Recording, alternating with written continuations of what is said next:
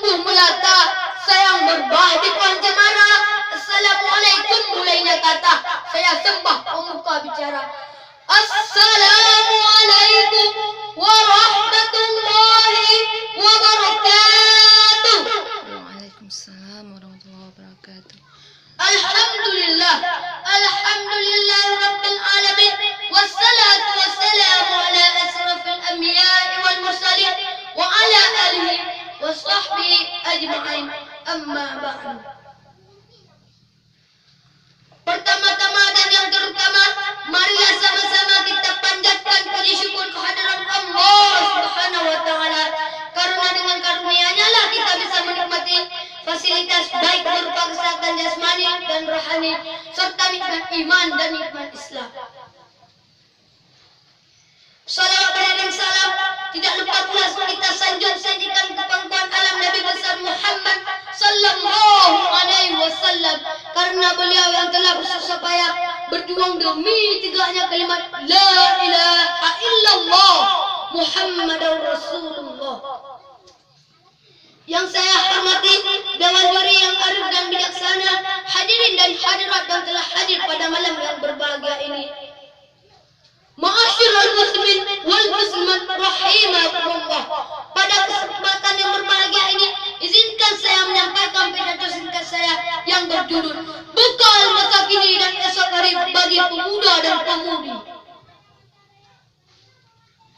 Sesuai dengan tema tadi, maka saya ingin menguraikan secara singkat. Semoga kita bisa menikmati kesegaran dan mengamalkannya dalam kehidupan sehari-hari. Ma'asyiral muslimin wal muslimat rahimakumullah. Ketahuilah bahwa masa muda sangatlah banyak tantangan yang dihadapinya dari hari ke hari, khususnya masa kini, di mana kaum muda diombang-ambing oleh berbagai macam pengaruh budaya. Kalau kita mau memperhatikan sejenak tentang pemuda dan pemudi saat ini, baik di kota-kota besar maupun di pelosok-pelosok desa, yaitu dengan adanya pergaulan bebas, cara berpakaian tidak mencerminkan Islami. Demikian juga sering terjadi perkelahian antara pemuda antar pelajar bermabuk-mabukan serta tindak kriminal lainnya. Ma'asyiral muslimin wal muslimat rahimakumullah. Lalu, langkah apa yang harus dikerjakan untuk bekal sekarang dan hari esok agar berguna bagi agama, bangsa dan negara? Bentuklah barisan-barisan generasi pejuang di jalan Allah. Persiapkan ilmu, persiapkan takwa. Berkaitan dengan hal tersebut, Allah menyeru kepada kita dalam surah An-Nisa ayat 71 yang berbunyi, A'udzu billahi minasy syaithanir rajim. Bismillahirrahmanirrahim. Ya ayyuhalladzina amanu khudhu hizrakum fanfiru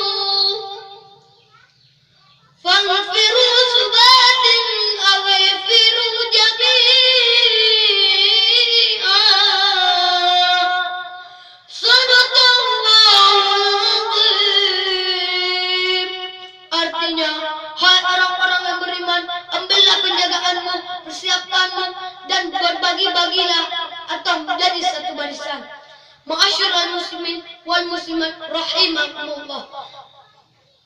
Ilmu dan takwa adalah modal terutama dalam kehidupan sehari-hari, khususnya bagi generasi muda dan muslim pada umumnya.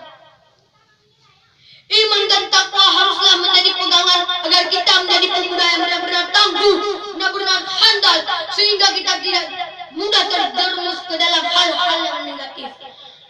Dari pidato singkat saya dapatlah diambil kesimpulan bahwa kedudukan pemuda sangatlah penting. Bentengi diri dengan ilmu dan takwa sebagai modal utama dalam kehidupan sehari-hari. Demikian pidato singkat saya pada malam hari ini. Lebih dan kurang saya mohon maaf. Saya akhiri dengan sebuah pantun. Matahari terbit dari timur, awan terbang membumbung tinggi. Tiada yang tahu batasan umur. Semoga kita dapat bertemu lagi. Akhir kata billahi taufiq wal